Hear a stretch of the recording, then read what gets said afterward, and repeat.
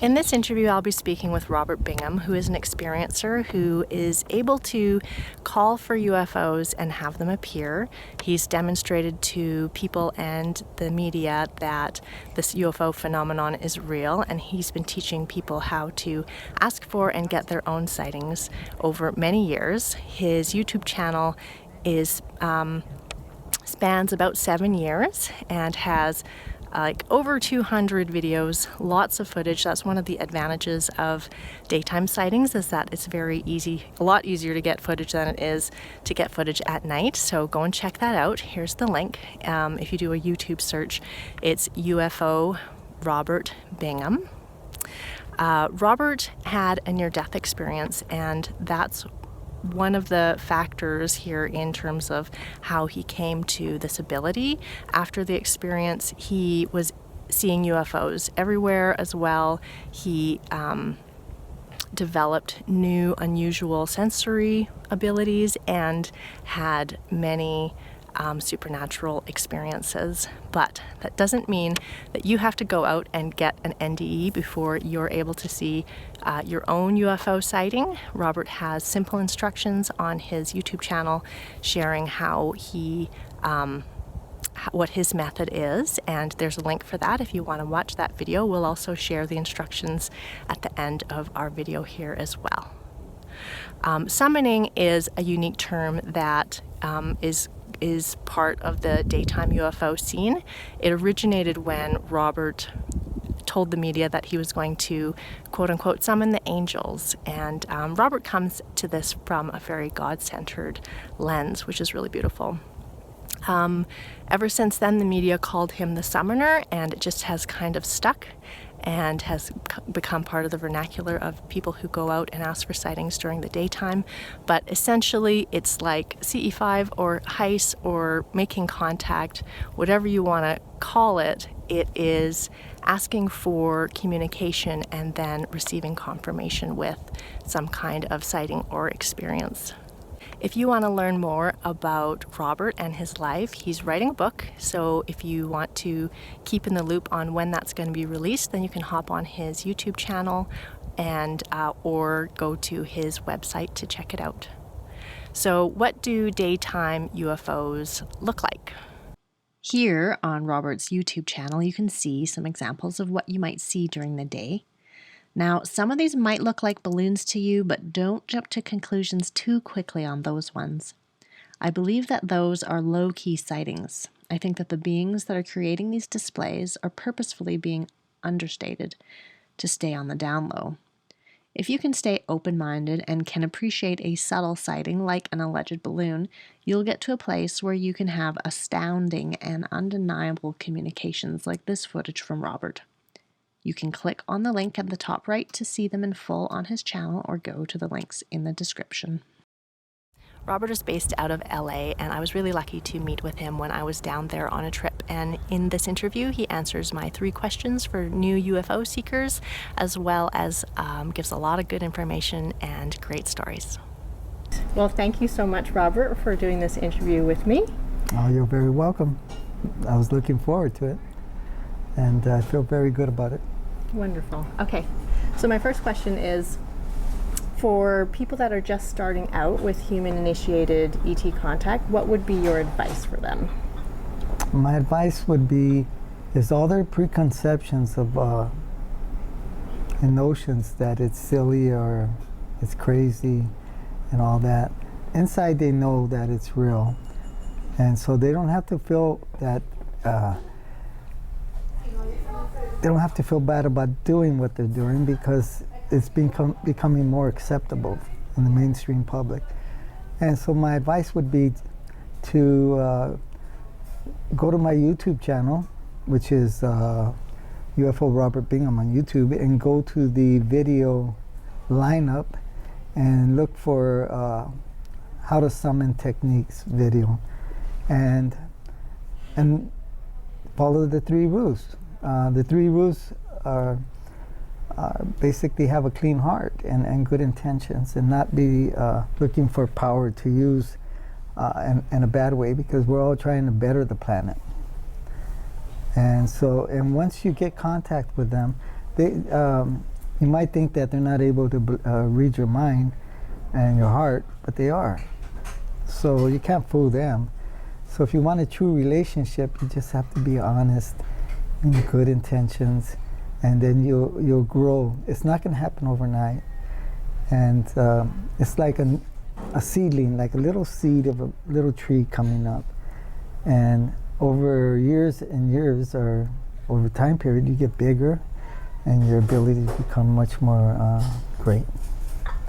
That's great advice. Yeah.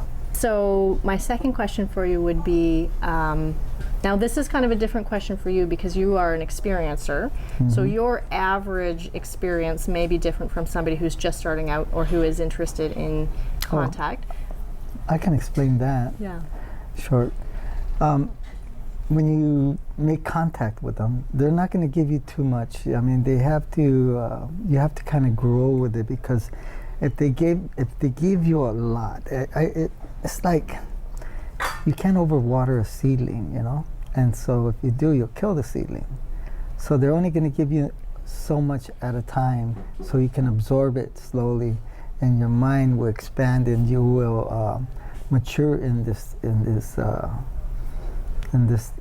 relationship with them, which is happening.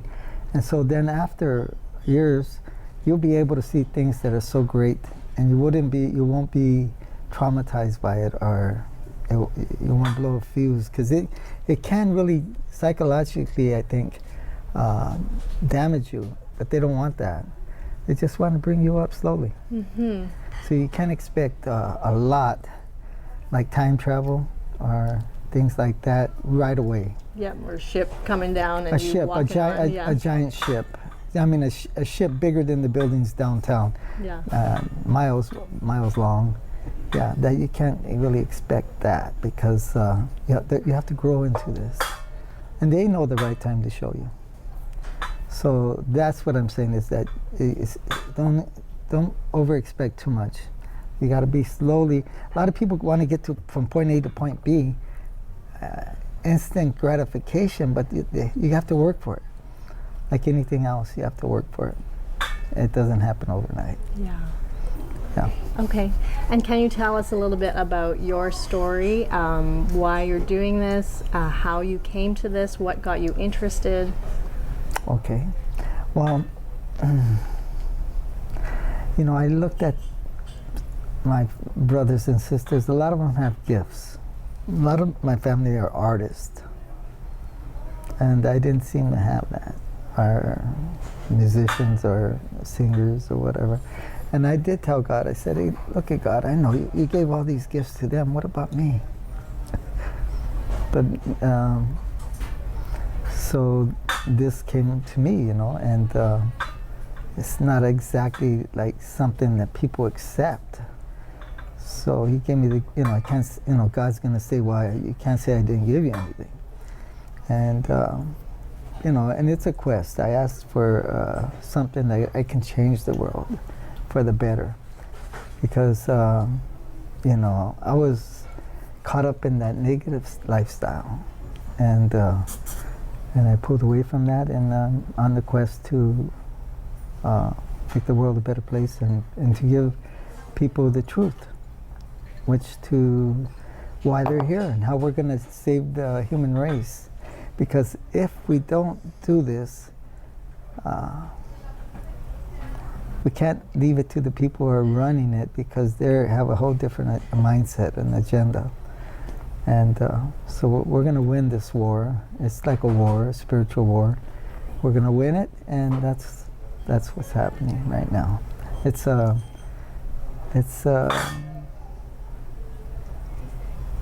battle. It's really a battle. Mm-hmm. And so if you're a warrior for the good, pursue this.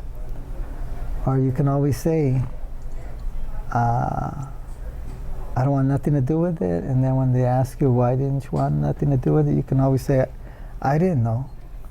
And that's why a lot of people choose not to do it, because they want the excuse to say, well, God, I didn't know. Mm-hmm. Mm-hmm.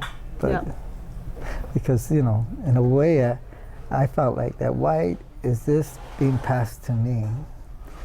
Because it's not a burden, but it's very, it's very big. And why would God pick me, to do this, And I figure He knows better than I do, and that's why it's happening, But I'm going to say that I made this arrangement, our covenant with God, and I'm keeping it. And that's what I'm doing, keeping my covenant. And so how would human-initiated contact help to improve our circumstances here on the planet? Well, as everybody gets to know the truth, there's going to be this frequency. And when they come, sometimes they come like a metallic balloon. It might look like a metallic mylar, but it's not. And when it flashes like that, it's actually sending electromagnetic pulses. And it sends it to behind here, where in the pictures in the cathedrals and everything, they have a halo. Actually, what this represents is that your antenna, where you could be receiving messages and also telepathically sending them. So that's what this is right here. Okay, that's interesting. So the flashes are actually like energy. You're being downloaded with information. You don't know, you're subtly being downloaded and you're changing and you don't know it.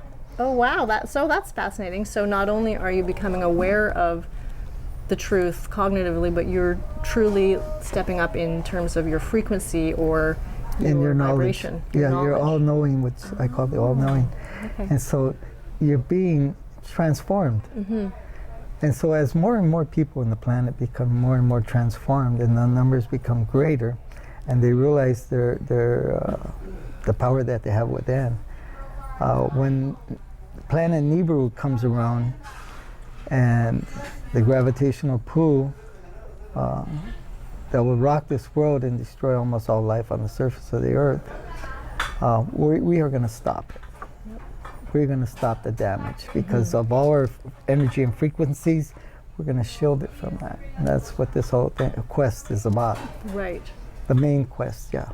Okay. Although there's other reasons, because people have to find out who the truth and why they're here. We're living in the greatest time.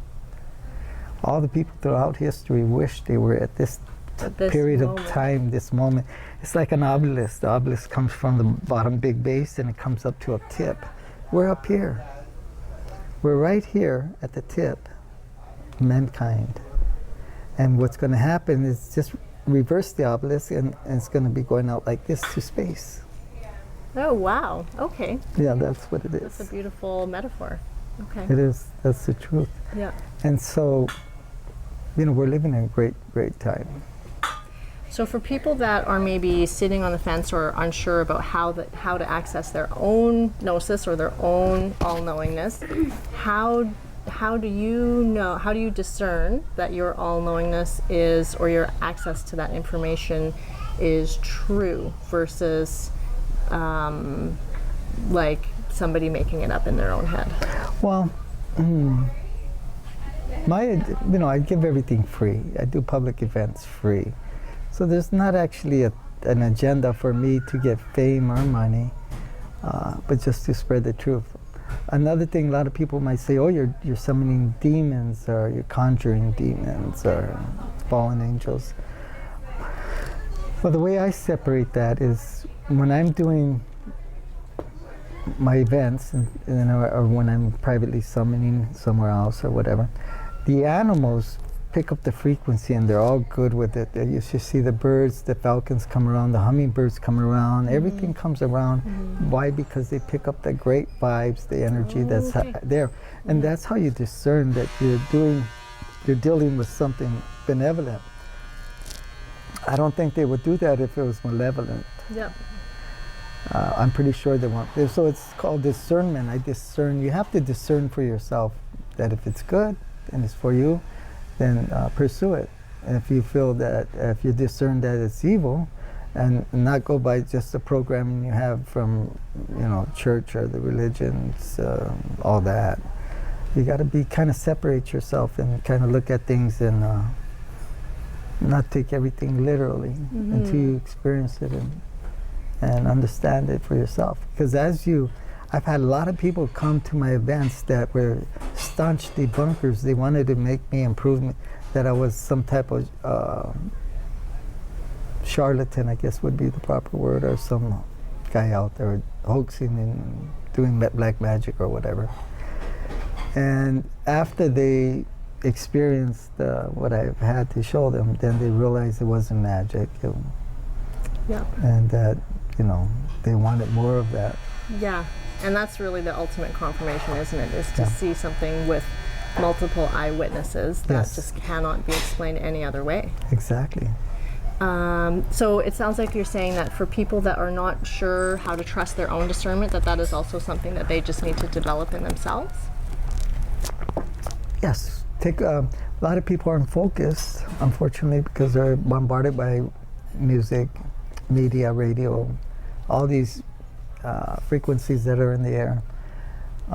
If they stop and start focusing on what's around them, and all you have to do is stop, quietly look at what's around you, you'll see things that you never noticed before. Yeah.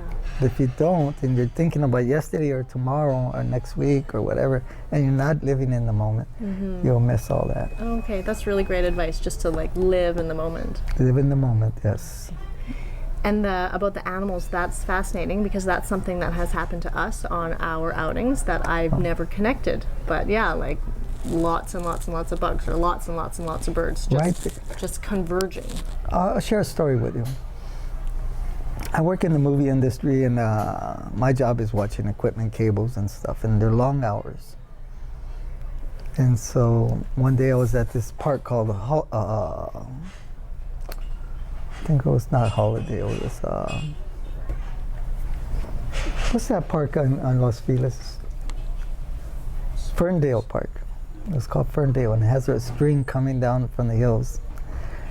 And so I was there, and I'm there for 12 hours in this one spot, and this butterfly was come around and check me out and fly around, and then this other butterfly, the same kind like him, had the same marking.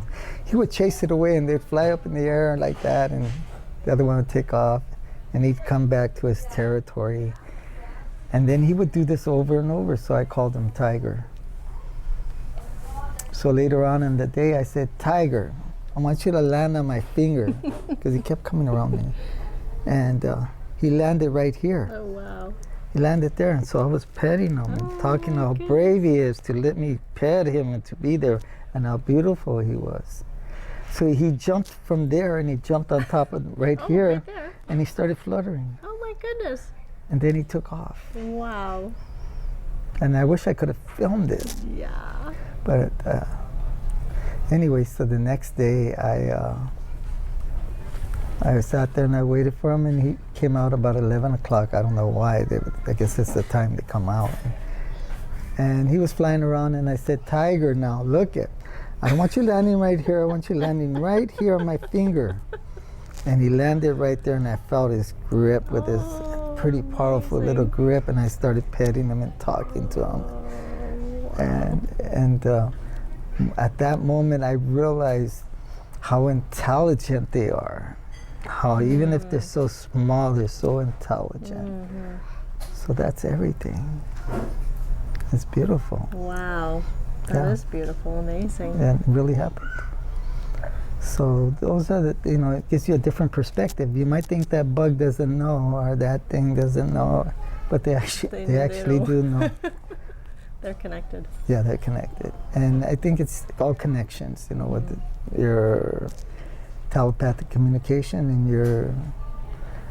you're not wanting to squash it or harm it or any of that sort of thing. It's just live and try to live with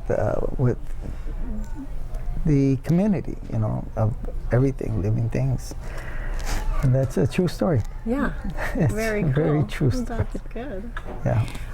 So I have another question for you. So you do daytime summoning, which is different than a lot of people in the community. Most people go out at night. So is there any different advice you would have for somebody that would go out during the day, or is there something that you wanted to share just about, like, how did it come to you to happen during the day instead of at night? Or Well, first of all, I wanted it in the day so nobody would say, oh, that would, you know, you can't really see at night what it is. You could send up a drone or whatever, you know, there's all kinds of stuff you could do to hoax it.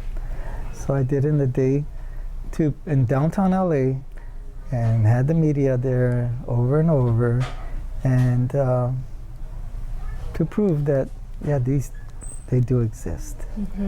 They're there. so what sorts of, now I've gone and I've watched all the videos on Robert's channel, so I know already what is there, but what kinds of sightings do you see during the day? Well, I've seen many things. A number of things that I've really caught that were fantastic. I didn't get on film, but I've seen them. I've seen big ships. I got things of ships. I want to go back to the idea about the mylar balloons. So we were chatting about this yesterday, but just about how I had somebody come up to me and say, oh, I've seen those videos, they're just mylar balloons. And that's when I went and I watched like every single video just to see what is really going on. And I was very impressed with the types of footage that you guys are getting. And some of them do look like mylar balloons. So what is the reason that they do look like mylar balloons at times? Well, they're very intelligent. They're very, very intelligent. You have to look at the physics of what that orb is doing, if it looks like a mylar or it looks like a latex. But if you look at the way they're behaving and doing what they're doing, you'll realize that they're not. They're intelligent. And so whether if they're hologrammed to look like a mylar, or they're hologrammed to look like a latex, or they're hologrammed, their technology is way far superior than our technology, or at least what we as the public have. I don't know what the government has, but so they're capable of doing all that. So we don't cause a big, you know, if an incident happened between, say, the military and the terrestrials, which I believe are angels, it might turn out to be pretty bad. So I don't want to cause that incident. They don't want to cause that incident. But if you're very well versed, I mean, you know, with yourself, and you'll see that they are what I claim they are. When I first came out, people suggested, no, don't put that. Everybody's going to really wreck, you know, they're balloons. And what did I do? I did it anyway. I said, I'm going to do it no matter what, until they get it through their head that it is what I'm saying it is. And I did that. After I did that, then all around the world started getting footage of all this. Now you'll look all over the place. It's everybody's getting it from South America to Europe and around the world. So it is what I said it is. And whether I get credit for it, really don't matter. It does matter in a way but it does in the long scheme of things. They know I did it. So that's what matters. Yeah. And I like what you said about the idea that they don't want to disturb us, so... Well, they don't want to create incidents. Like yeah. Because, you know, the government is completely, I mean, elements within the government know my ability. They spend a lot of resources tracking me and watching what I do. And so when they come down, they create, there's some type of air traffic problems that they have to divert air traffic around them or whatever. And so, but now, since I've been doing it for 8 years, they developed a system where it automatically does it. It's not like when I first started, they didn't know how to handle that, kind of. But now that 8 years went by, they got it all down where it can automatically, computers can divert it around. Robert's in the area, so they divert it around. But before it was, I think it caused kind of problems for them. Right. And they let me know that. Oh, they that's did. Interesting. They did let me know that. Yeah, so everybody's in a learning process. Well, yeah, you know how they did that? I used to come out of my work and break or lunch and call them down right there in MacArthur Park. And so when I came out, they knew I was going to come out for my break or lunch. They came in an SUV with 4 guys, agents, nice haircuts, and all wearing shades, and they rolled down the glass and they just looked at me. The guy sitting shotgun looked at me, and he telepathically told me, "You're creating problems, stop it." And he looked at me with stern look. So I said, "I'm gonna walk," because he had his window down, and it was not very far. It was only about 20 feet, 15 feet from me. And I walked toward the window, and they sped off. Oh, wow. But that's what he told me, that I was creating very serious problems for them. Okay, so this is actually like an alphabet agency guy. Well, I would suspect NSA or CIA or somebody, or even deeper. There's 58 agencies besides the FBI, CIA, and the NSA. 58? More. Oh my gosh. And I was told this by the Russians. Oh, wow. Yeah, there's 58 of them, folks. And the Russians told me there might be more. But there's 58 that they know of besides the ones I mentioned. Yep. Well, that makes sense. There's just trillions of dollars missing, so that's where it's all going. Yeah, I'll let you know. I'm on the inside. So what would be an average when you go out? You just go to a park, and what do you do? Wherever I choose to do it. Anywhere? Yeah, anywhere. People think you have to go to Roswell. I think you have to go to Area 51. It's not so. You can go in your backyard and call them. They're everywhere. Yeah, my mom does that. Yeah.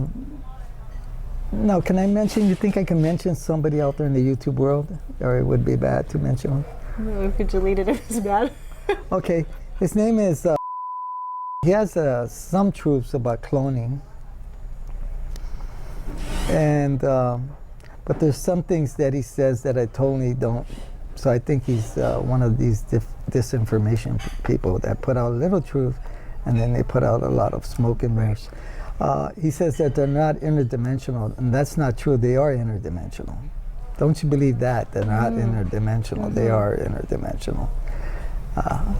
So why he does that is because he doesn't want you to know about all these dimensions, or they don't want you to know about it. But there's actually wars going on in those interdimensional. We have troops out there that were especially trained that they're sending interdimensionally to have battles. And that's true. And I'm the first one. If you heard it, it's from me, not from or any of those guys, because you're not going to get the truth from them. Yeah.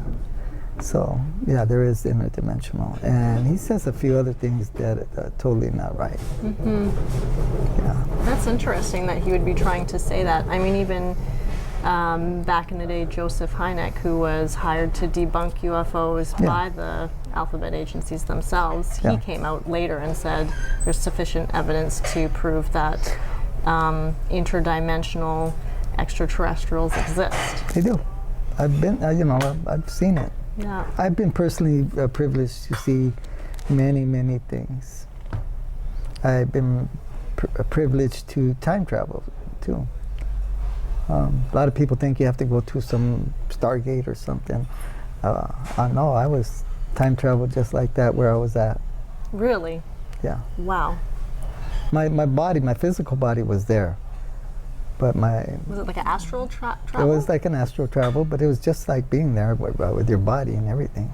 I was there in 1928, yeah, and I saw everything. What did you see? Well, I had an assistant and a great friend, and her name was Eva. And she was into all these other things, tarot card reading and all these other things. And she told me, "Oh wow, you lived 1,000 lives, Robert." And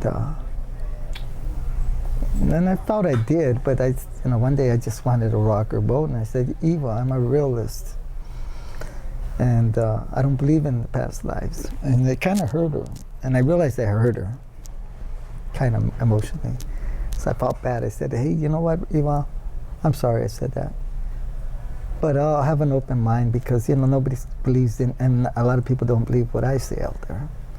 But I'll have an open mind." So that next day I went to this movie called Star Trek, and they were filming it at a place called Greystone Mansion. And the terrestrials put me on an astral travel right there to that location back in 1928, where my past life was one of an oil man that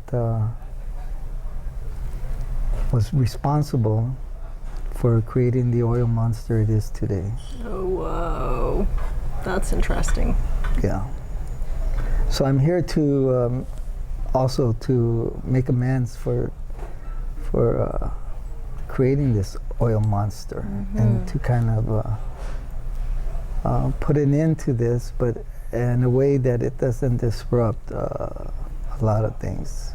When the oil companies feel that they can sell something that's other than oil and still get the same amount of money, because what is money? It's just paper, and then it'll be all right. So how they do it and what they do is probably in the works right now. But they are going to stop oil. Yep. And nuclear power too. And germ warfare. And we can go on and on. Yeah, the future is looking pretty bright. Yeah. Once we get our stuff together. Right, we're getting the big picture now. People are getting the big picture, and that's what I'm here. I'm trying to give people the big picture. Yeah. What else can people do, like you were talking about the apex of that obelisk, what else can people do aside from making contact themselves that can help humanity move through this Well, point? they have to ask them. When they, there's 3 rules, and it's stated in the Bible too. You apply these 3 rules and they'll work. 1 is knock, door will be open. Number 2 is seek and you shall find. And number 3 is ask and you'll receive. But it might take years, it might not. I really don't know how they look at you as an individual. But that's the rules. And anything that you endeavor in, I guess those are the rules. You have to work for it. Yeah. Okay. Nothing's easy. Unfortunately, it takes a lot of work. Yeah. Yeah. And so, a lot of people think that, because I shoot a lot of things that are small in the city. But I've been out there and I've seen the big ships.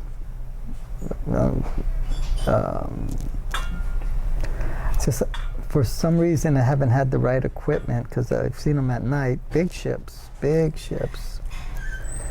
And Corey was with me when we were at, what was his name, Corey? Dean's house? Yeah, Dean's. Dean, he was he's an astronomer professor. And I brought in the big ship. Tell me about that sighting. So it's interesting that you didn't have equipment to get footage of it. I wonder if that's like a Well, because it was dimmed at a certain degree, but you could see it. What I needed was an infrared camera. Yeah. And I needed a really good night vision camera type lens. Right. I didn't have it. I didn't. But anyway, we all saw it, and. How big was it? Oh, it was bigger than any building downtown or in New York. Really? Wow. Yeah. That's amazing. And what happened was there was this, looked like a star out there. And the ship was coming this way. And I said, look at it. Nobody saw it. I saw it. And they watched it. And then this star that we assumed was a star. You know how a cursor, when you get the mouse and go like this? Yeah. It moves around your screen? Yeah. Well, this star, it went around the ship like this, like a cursor, like that, and then it went back to its position as where it was as a star, but it wasn't a star. And what that was just automatically so amazing, and that's what happened. Wild. That's amazing. Yeah. So the ship itself was quite dark, but It was dark with a tint of red. okay. Yeah. Wow. Do you know anything? And it wasn't shaped, it was kind of squarish and a lot of things. Didn't have a lot of aerodynamics, so didn't have all the and silent. No noise at all. Yeah. Do you think there was a reason why you didn't get footage? Sometimes I feel like there's a time for footage and a time for not getting footage, and maybe people aren't ready for that? I feel that it's not time for me to do that and rock the world yet, but I'm going to rock the world with footage like that. I'm going to rock the world. Awesome. Yeah. That's great. I'm looking forward to that. And it's, I've always stated to a lot of people that you haven't seen nothing yet. You might think you have, but no. And a lot of people, unfortunately, they assume too much about me. They really don't know me. And a lot of people that go on the site and say, oh, they're Mylars, they're latex, they just do that in about a minute or two. That's what their assumption is of what I'm showing. They don't research or go into my work. Dig through and you look through how the shapes are shifting, or looking at all of the anomalous lights. They don't know what I'm doing. They just, that's the conclusion they come up with, because that's what they do. And unfortunately, or maybe that's all they're ready for. Or I don't know why they do it, but they don't want to spend that time researching. But anyway, the big ships are there. That's, Corey saw it. Corey, a lot of times Corey would be with me, and would they be following us? Oh yeah, non-stop. All the time. Yeah, amazing. they keep a good eye on me. They follow me, cool. and there's a lot of things that happen, you know. It's a few times the Russians come to me, Russian scientists, and I don't know, I guess the Russians intelligence. And one time I told them, I have a lot of intelligence agents at my advance, like the CIA, or who knows, Mossad and MI5 or whatever they call themselves. And he says, Robert, everybody's watching everybody. And I go, okay, yeah, everybody's watching everybody. The UFOs are watching us, the dark side's watching them, and everybody's watching everybody. And that's probably why they keep track of Facebook and all your things, because they want to know everything about you. And where you're going, what you're doing, that's the way it is, the world. Everybody wants to know everything. There must be a reason why they want to know everything. Well, and this is interesting, because this circles back to something we were chatting about before the interview, was that knowledge is power, and that all that the Dark Ones really have is control over information. Yeah, they have that, but I'll let you know that they do have tremendous technology. And go to I have a YouTube video called Wonton. The reason why I call it Wonton is when the craft was coming over, it looked like a wonton to me. So I said, I'm going to name the video Wonton. It's not that it's a wonton, but I like the name, Wonton. And so you will see, if you go to Wonton, go to the video lineup, look at Wonton, and you'll see the reptilians that captured them. Okay. Captured them on video. Okay. I took a freeze frame, blew it up, and it's on there. Okay. And I believe that I'm the only one that has a real photo of them. Wow. Really a video, but I would have to individually take a lot of snips and blow them up and put them together, and I haven't did that yet to that film, but I should. One day I will, when I get the proper resources, so I'll put it together. Okay, for sure, that But sounds good. You got to watch it. They are real. Okay, I'll put that one in the comments as well. Are there any other standout videos that people should watch on the channel? There's Houdini. Before he died, he wanted to prove to the world, although he was a great magician, escape artist too, did all kinds of fantastic things. He wanted to prove to the world that to himself, that there was life after death. And I took a video of life after death. And the way that happened was, I work in the film industry, and my boss called me up. He says, hey, I need you to go to Mountain View Cemetery in Altadena, in Pasadena out there. And replace the guard that's there. And I need you. So I went up there. It was 105 degrees. So I didn't understand why they didn't take all the equipment the night before, but they did it. So as I'm passing the time, a lot of times I like to view these. It's an old cemetery. A lot of the graves were the people were put there in the late 1800s or early 1900s. 1910, 1905. And they're all big granite stones and big monuments. And so I like to channel in and go over there and see who was buried there. And I kind of can channel in on who's there. So there was this big white granite stone, and it had 3 names only, no dates, no epitaph or nothing. It said John, Ringer, and Louisa. So it's the Ringer family, the wife and husband. And that's all that was there. So when I went up to the granite stone, I channeled in, and I saw Miss Ringer. And she had she was laying on a poolside, like, you know, I forgot what they call them, lawn chair. Yeah, like a lounge, yeah. And she had a white robe on and some black shades. And she was a brunette. And I said to her telepathically, I said, "Oh, Miss Ringer, you're an attractive woman." And then I heard John telepathically, my mind, say, "Hey, that's my wife." And but I tell you one thing, he tells me, "My wife loves me." I guess he had a sense of jealousy. I go, okay. Forgot that he could read my mind, my telepathic things. So anyway, I didn't think he was listening.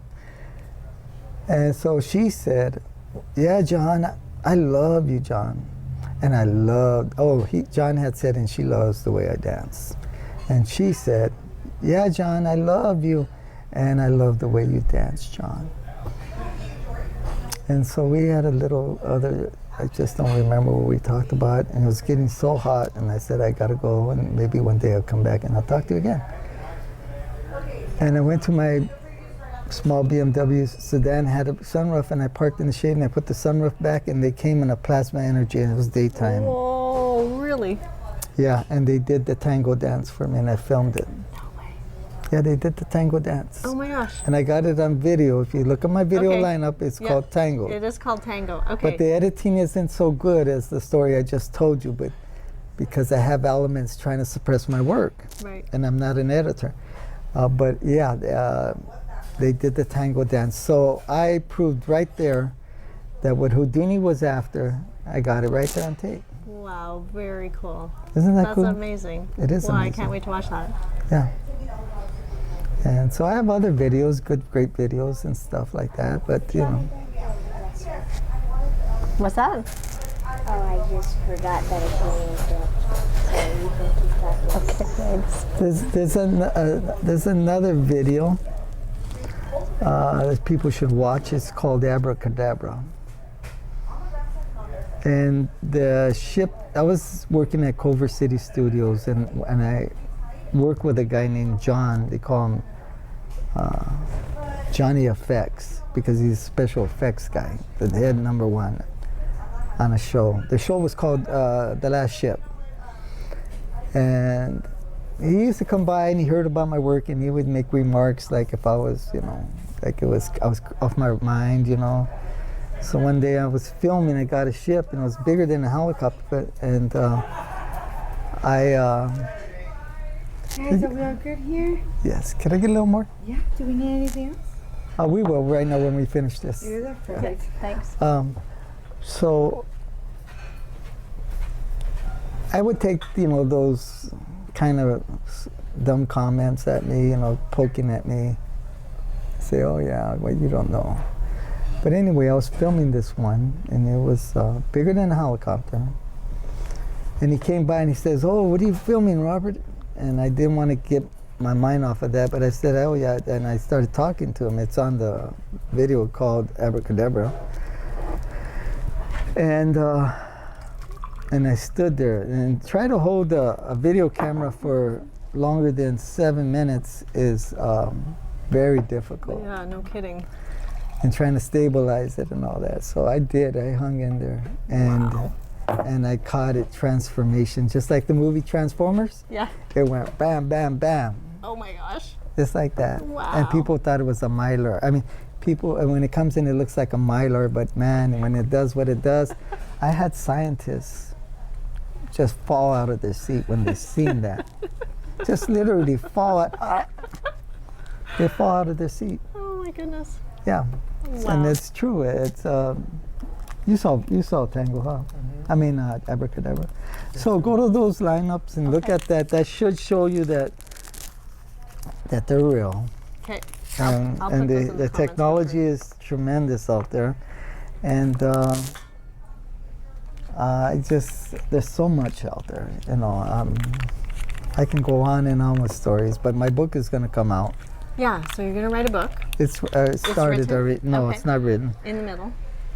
Somewhere there. Okay. But it's coming out, and I could have written this book a long time ago if I wanted. It was after money. Yeah. I mean, 8 years ago. But I also am the only one that the New York Times have written a positive article on, Right. a review on in the UFO community. When was that? August 14th, 2018. 18. Oh, just recently.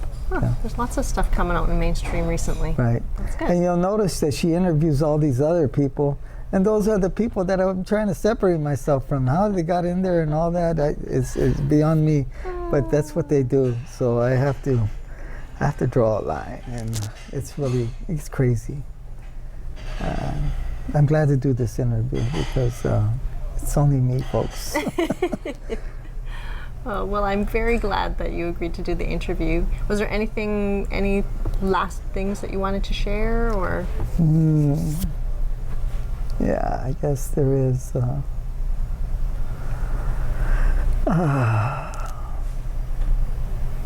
Yeah.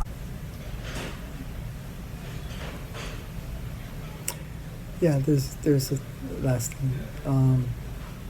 For the people that are religious, so to speak, when I first came out to do to share the truth, I called myself the ambassador for the kingdom of the Most High.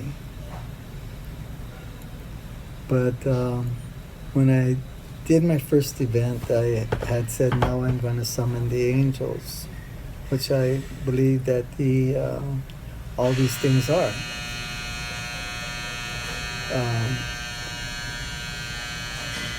And somebody from a magazine called me the summoner. So in order so I don't get into that religious thing too much, I took that name, the summoner. But now you'll see there's a lot of people calling themselves the summoner, but I'm the original one. So I believe in Jesus, and I believe in angels, and I believe that this is we're living in that type of world where there's good and evil. But